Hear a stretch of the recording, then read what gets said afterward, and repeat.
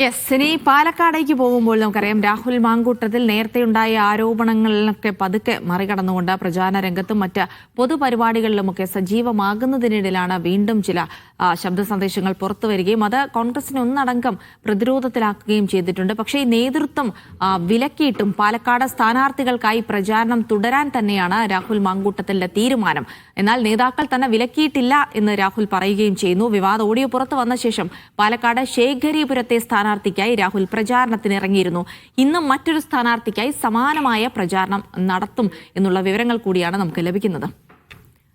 നന്ദഗോപാൽ വിവരങ്ങൾ നൽകും. നന്ദഗോപാൽ, ഇതിപ്പോൾ രണ്ടാമതും ഒരു ശബ്ദ സന്ദേശം പുറത്ത് വന്നതിന് പിന്നാലെ വലിയ പ്രതിരോധത്തിലാവുകയാണ് പാർട്ടി എന്ന് പറയാം. കാരണം പാർട്ടി വിലക്ക് മറികടന്നുകൊണ്ടും വീണ്ടും പ്രചാരണ രംഗത്ത് സജീവമാകാനുള്ള രാഹുൽ മാങ്കൂട്ടത്തിന്റെ നീക്കം, അതിനെ തടയിടാൻ കോൺഗ്രസ് മുതിരുമോ എന്നാണ് അറിയേണ്ടത്. എന്തായാലും മുന്നോട്ട് തന്നെയാണെന്ന് രാഹുൽ വ്യക്തമാക്കിയ കഴിഞ്ഞ സാഹചര്യത്തിൽ ഇനി നേതൃത്വത്തിന്റെ നിലപാട് കൂടിയാണ് പ്രസക്തമാകുന്നത്.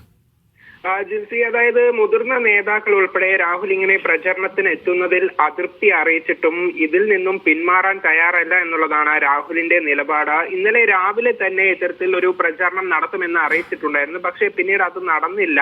വൈകിട്ട് ശേഖരിപുരത്താണ് ലെജിമോൾ എന്ന് പറയുന്ന സ്ഥാനാർത്ഥിക്ക് വേണ്ടി രാഹുൽ പ്രചരണത്തിന് എത്തിയത്. വീടുകൾ കയറിയാണ് പ്രചരണം നടത്തിയത്. ഈ സമയത്ത് മാധ്യമങ്ങളോട് ചോദിച്ചപ്പോൾ മാധ്യമങ്ങളോട് അദ്ദേഹം പറഞ്ഞത് താൻ പ്രചരണത്തിന് എത്താൻ പറഞ്ഞിട്ടില്ല, പ്രചരണത്തിന് പോകണ്ട എന്നും ആരും പറഞ്ഞിട്ടില്ല എന്നുള്ളതാണ്. ഡിസംബർ 11 വരെ ഇങ്ങനെ താൻ പ്രചരണവുമായി എത്തും. ഇത് തന്റെ ഒരു കടമയാണ്. അതായത് താൻ പാലക്കാട് ജയിച്ചത് അതിന് പിന്നിൽ പ്രവർത്തിച്ചവർക്ക് വേണ്ടിയുള്ള ഒരു സഹായം മാത്രമാണ്. അത് താൻ ഒരു സാധാരണ പ്രവർത്തകനെ പോലെയാണ് ചെയ്യുന്നത് എന്നുള്ളതാണ് രാഹുൽ പറയുന്നത്. തന്നോട് പാർട്ടി പ്രവർത്തനങ്ങളിൽ നിന്നും വിട്ടുനിൽക്കാനാണ് നേതൃത്വം ആവശ്യപ്പെട്ടത് എന്നുള്ളതാണ് രാഹുൽ മാങ്കൂട്ടത്തിന്റെ നിലപാട്. ഏതായാലും ഇന്നും സമാനമായ രീതിയിൽ പ്രചരണ പരിപാടികൾ തന്നെ നടക്കും എന്നുള്ളതാണ് മനസ്സിലാക്കുന്നത്. അതേസമയം ഇന്നലെ കെ മുരളീധരനും രമേശ് ചെന്നിത്തലയും ഉൾപ്പെടെയുള്ള നേതാക്കൾ രാഹുൽ ഇങ്ങനെ പ്രചരണത്തിന് എത്തുന്നതിൽ അതൃപ്തി വ്യക്തമാക്കിയിട്ടുണ്ടായിരുന്നു. പക്ഷേ ഇതൊന്നും താൻ അറിഞ്ഞിട്ടില്ല എന്നുള്ളതാണ് രാഹുൽ പറയുന്നത്. പ്രചരണം തുടരാൻ തന്നെയാണ് രാഹുൽ മാങ്കൂട്ടത്തിൽ.